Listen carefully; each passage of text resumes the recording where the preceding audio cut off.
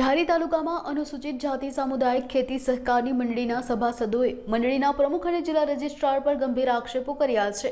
સભાસદોએ આ બંને અધિકારીઓને તાત્કાલિક અસરથી સસ્પેન્ડ કરવા માટે જિલ્લા કલેક્ટરને આવેદનપત્ર આપ્યું છે। સભાસદોનો આક્ષેપ છે કે મંડળીમાં થયેલા કૌભાંડની તપાસ માટે 4 વાર હુકમ કરવામાં આવ્યો હોવા છતાં કોઈ કાર્યવાહી થઈ નથી। જો આગામી સમયમાં યોગ્ય પગલાં નહીં લેવાય તો 15મી ઓગસ્ટના રોજ મોટા પાયે ઉપવાસ પર બેસવાની ચીમકી પણ ઉચ્ચારવામાં આવી છે। સભાસદોએ કલેક્ટર કચેરી બહાર એકઠા થઈને સૂત્રોચ્ચાર સાથે પોતાનો વિરોધ નોંધાવ્યો હતો। મારું નામ કપિલ છે, હું મહેસાણા જિલ્લાનો છું અને જિગ્નેશભાઈ મેવાણીની રાષ્ટ્રીય દલિત અધિકાર મંચની ટીમમાં અમે કામ કરીએ છીએ।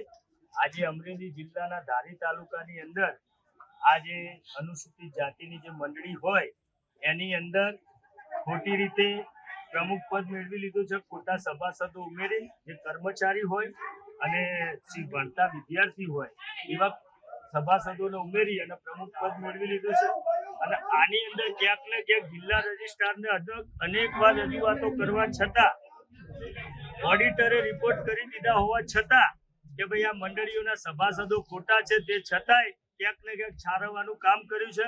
અને અહીંયા આગળ અમને એવું લાગે છે કે કોઈ મોટા માથા નેતાઓ પણ સામેલ હોય એવું લાગી રહ્યું છે।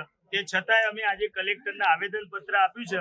તો સત્વરે નિકાલ નહીં આવે તો 15મી ઓગસ્ટના રોજ અમે અચોક્કસ મુદતના ધરણાનું પણ પગલું ભરીશું અને જરૂર પડે જિગ્નેશભાઈ મેવાણીને પણ બોલાવીશું, પણ અમારે ન્યાય જોઈશે। જય ભીમ।